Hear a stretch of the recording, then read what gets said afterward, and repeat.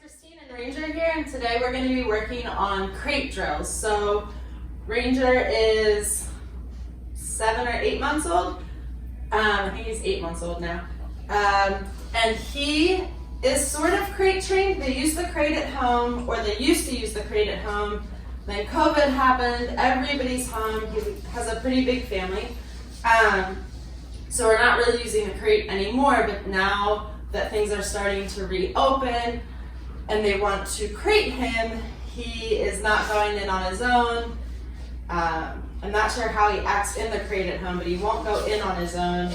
And Ranger has a really big habit of grabbing anything that he can and eating it. So there's 4 young kids at home, so if there's anything out that he can get his mouth on, he's eating it. So we need to give him a safe place where he can be when the kids are really busy, and he doesn't need to be bothering them because he is a puppy, but he's pretty big. So we don't need him barreling them, mouthing them. So the crate's a really good place to let him rest, sit.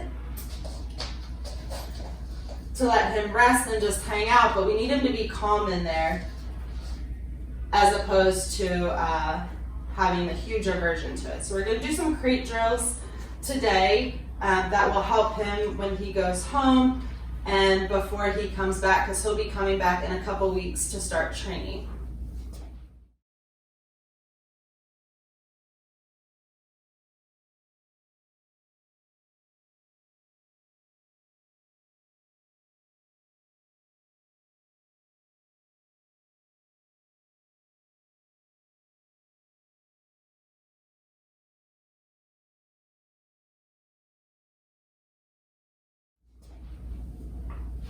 Come on.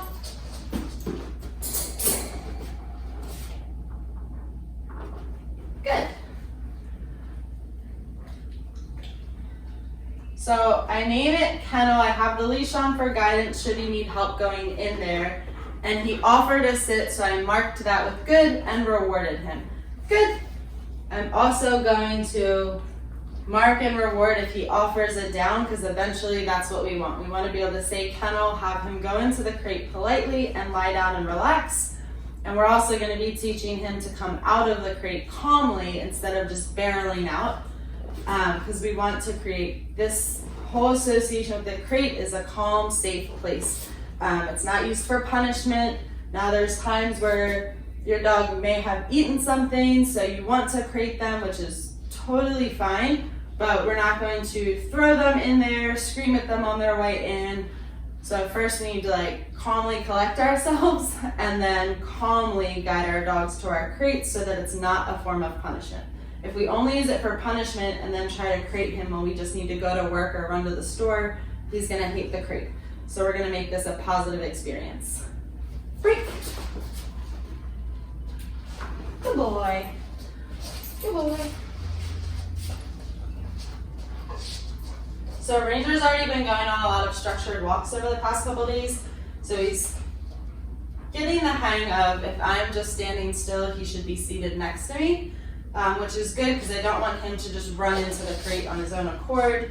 It can be a place where he goes and hangs out, but I don't want him to fly in there. I want him to walk in calmly so that we're still patterning calm behaviors only with the crate.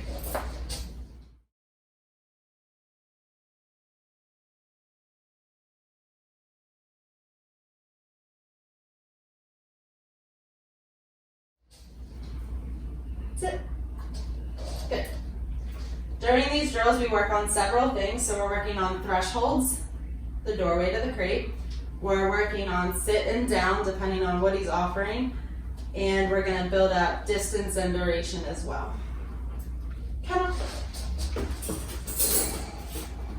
Yes, good boy. Break. Good boy.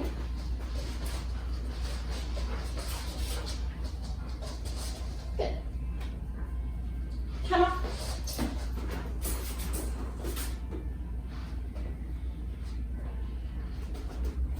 Good.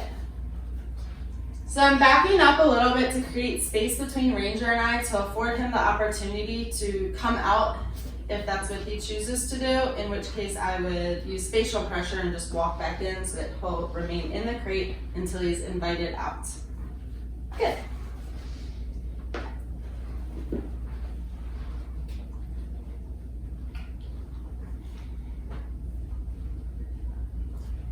Break.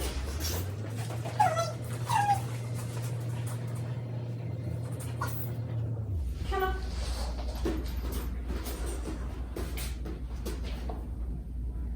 Good.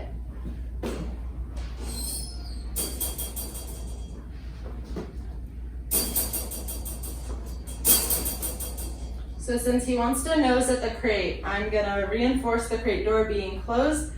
Good. And since he didn't try to nose the crate that time, I'm gonna mark and reward it. So I don't want him to learn that pawing at or nosing at the door is gonna get him out. I want him to learn that being calm is what gets him rewarded and out. Break.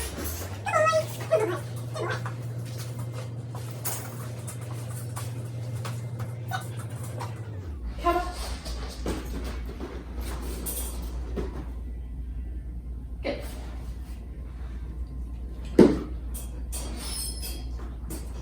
Same thing, I'm just gonna close it and wait for him to not be nosing at the door.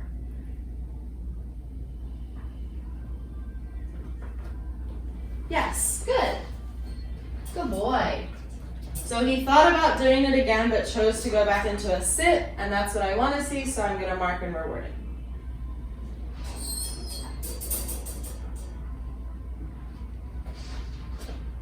Yes, good.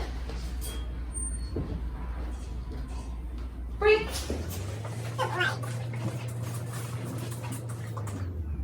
Ranger's very food motivated, so I'm gonna use the leash to stop him from just going in because he's anticipating when he's in there he's gonna get food, which is another thing. So later on we will be phasing out the food.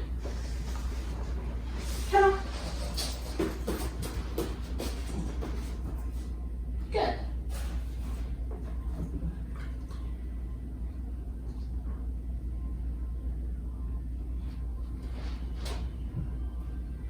Good.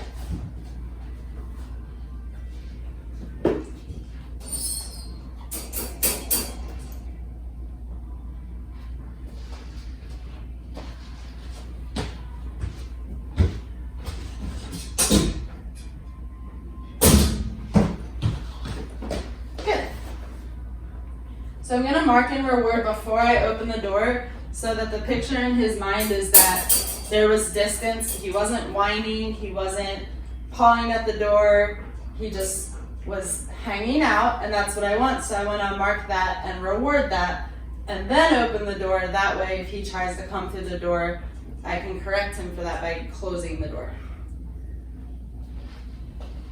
Good, but he did good with that as well. No. So all I did was hold the leash when he tried to come out because I wasn't ready for him to come out. I've been using the word break to release him. Good. I like that he's offering a down now. Break.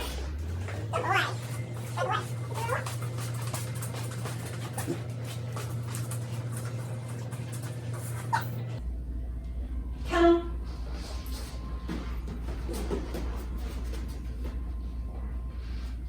Down.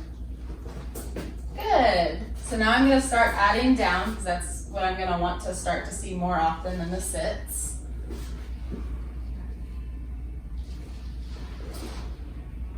Good. So I got up, he thought about getting up but remained in a down.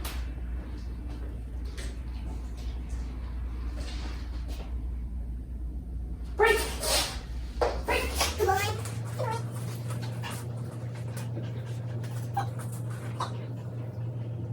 Kind of.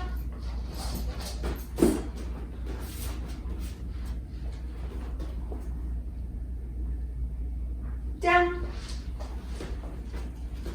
Good. So Ranger is still a puppy, so you'll be using a lot of hand signals, a lot more leash guidance if needed, because he really is learning everything. It's pretty new to him. But this time I stood here and said kennel, pointed. I didn't guide him in, because we've done enough repetitions where now he's associating the word kennel needs to go into the crate, and we're still patterning the down. Rotating the hips is good because then he can still jump up, but he's not as ready to just pounce forward. Good. Break. I paused there because I grabbed the leash, but I still hadn't said break. So I wanted to give him the opportunity again to mess up, because if he messes up, it's just a learning opportunity. Sit. Good. Kennel.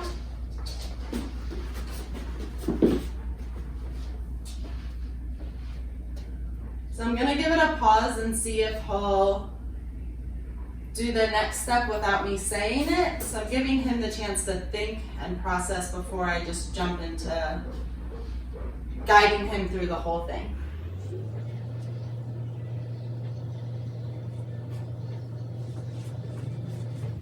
Down. Good. And it might take several repetitions, totally normal.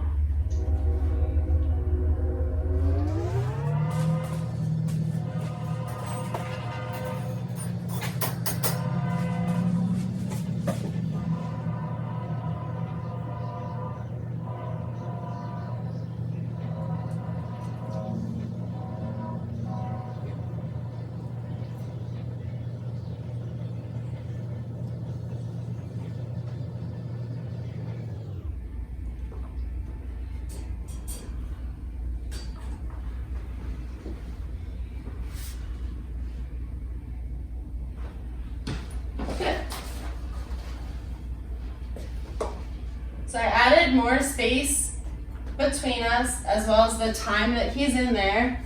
I also wanted to wait him out to see if he would go into a down. Initially when he went into the down though, he nosed at the door, so I wasn't gonna mark and reward that.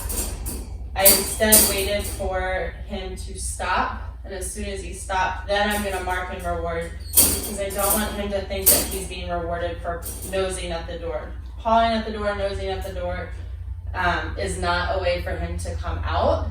I want him to offer calm behavior, and that's when I'll release him.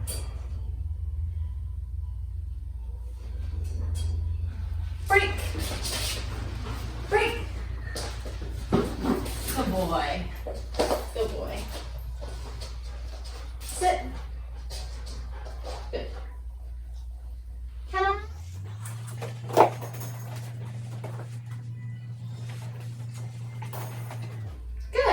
So this time I didn't have to tell him to go into a down, he offered it. Mark, reward, we're gonna close the door, create more space and distance again. Again, if he's nosing at it, I'm not gonna reward him until he's calm.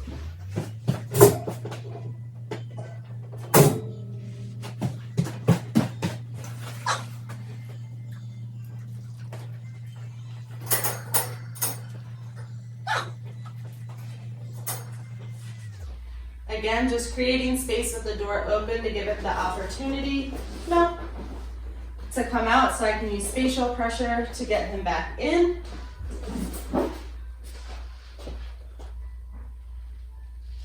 Good. And when he's looking relaxed, I can mark reward and then release him. Break. Good boy.